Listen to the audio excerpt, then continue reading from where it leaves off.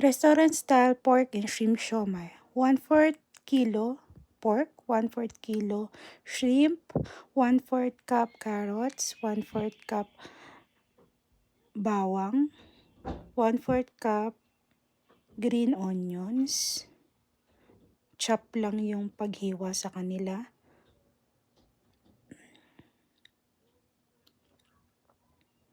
Ihalo-halo lang lahat sa ating pork and shrimp.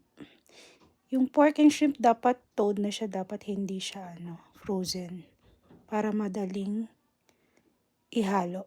Then 1 egg.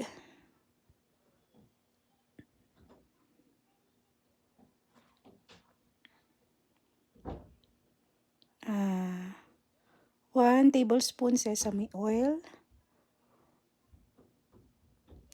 1 teaspoon patis or fish sauce. 1 tablespoon soy sauce. 1 teaspoon ng salt and pepper, tag 1 teaspoon. And then 1 tablespoon ng brown sugar, 1 tablespoon ng cornstarch.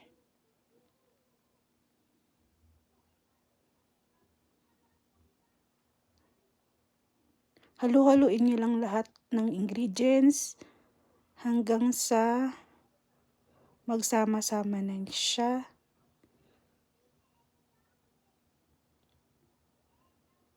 Halo-halo lang.